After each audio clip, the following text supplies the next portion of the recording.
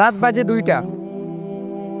কুচকুচে কালো অন্ধকার, কুকুরের ঘেউ ঘেউ আওয়াজ। একদল যুবক একটা কবরস্থানের পাশ দিয়ে যাচ্ছিল। তো যাওয়ার সময় ওই যুবকেরা তাদের জীবনে নামাজ, রোজা, আল্লাহর ভয় কোনো কিছুই ছিল না। তারা শুধু মোবাইলের মধ্যে নাচ, গান, এরপর আপনার টিকটক, মেয়েদের ছবি, হারাম অশ্লীল কাজের মধ্যে তারা লিপ্ত থাকতো। তো একদল যুবক একদিন গ্রামের এক কবরস্থানের পাশ দিয়ে যাচ্ছিল। হঠাৎ করে তাদের মাথায় একটা কুবুদ্ধি আসলো আর কি, যে আমরা আজকে কবরস্থানের মধ্যে ঢুকবো, ভিতরে ঢুকবো, দেখি সেখানে কি হয়। তো সবাই মিলে যখন ঢুকলো, কবরস্থানের মধ্যে কিন্তু একটু ভয়ঙ্কর লাগে আর কি, ভয় লাগে আর কি। সবাই বের হয়ে চলে গেল, সাহস করে একজন যুবক ভিতরে ঢুকলো।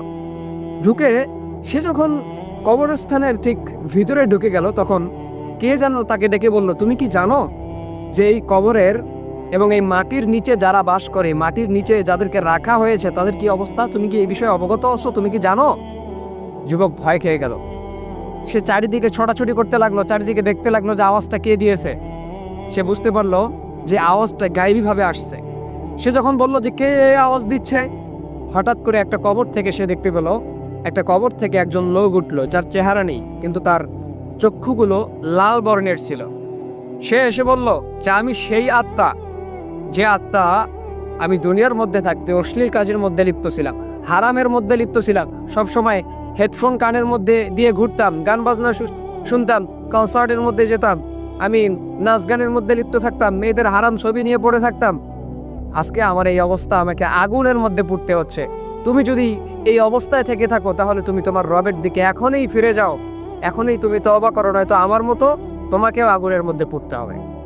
তো এই যুবক এক কবরের সামনে গিয়ে অজ্ঞান হয়ে পড়ে রইল। পরের দিন গ্রামের মানুষেরা যখন সেখানে গেল, তারা দেখতে পেল যে যুবক এক কবরস্থানের এক কবরের উপরে অজ্ঞান হয়ে পড়ে আছে। তার জ্ঞান ফেরানো হলো। জ্ঞান ফিরেই সে শুধু বলতে লাগলো, আমি রবের দরবারে তওবা করতেছি, আর জীবনও আমি হারাম কাজের মধ্যে লিপ্ত থাকবো না, অশ্লীল কাজের মধ্যে লিপ্ত থাকবো না।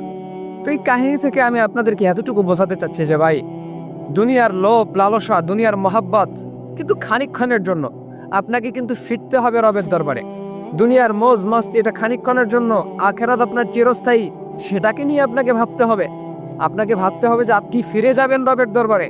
আপনাকে ভাবতে হবে যে আপনার সৃষ্টিকর্তা আপনার জন্য একটা নির্দিষ্ট সময় পর্যন্ত আপনাকে দুনিয়াতে রাখবেন। তো জন্য ভাই, এখনো সময় আছে আপনাদের যে রবের দরবারে ফিরে যান, তওবা করেন। দুনিয়ার লোভ লালসা, গান বাজনা, হারামের মধ্যে লিপ্ত থাকা, অশ্লীল কাজের মধ্যে লিপ্ত থাকা, মেয়েদের ছবি নিয়ে পড়ে থাকা, এগুলো থেকে আপনি নিজেকে হেফাজত করেন। সুদ, ঘুষ, জেনা, ব্যভিচার, এগুলো থেকে আপনি বের হয়ে আসেন, রবের দরবারে ফিরে যান। এখনো আপনার সময় আছে। আজরাইল আলাইহিস সালাম যদি আপনার কাছে চলে আসে, তো আপনার 1 সেকেন্ডও আপনাকে সময় দিবে না, আপনার নির্দিষ্ট সময়ে সে আপনার জান কবজ করবে।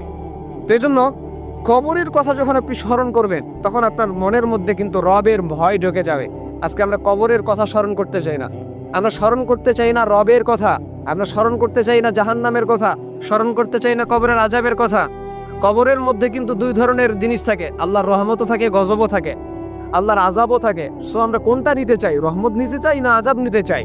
যদি আমাদেরকে রহমত নিতেই হয়, তাহলে রবকে খুশি করার লক্ষ্যে দুনিয়ার মধ্যে আমাদেরকে কাজ করতে হবে। রবকে খুশি করার লক্ষ্যে দুনিয়াতে কাজ করতে হবে, রবের হুকুম আহকাম মানতে হবে, নবীর সুন্নাহগুলো মানতে হবে। তো এই জন্য ভাই, এখনো সময় আছে, আমাদের ফেরার এখনো সময় আছে। আমরা যেন রবের দরবারে ফিরে যাই, তার কাছে তওবা করি। ইনশাল্লাহ আমরা আশাবাদী যে আল্লাহ পাক রব্বুল আলামিন আমাদেরকে মাফ করে দিবেন ইনশাল্লাহ।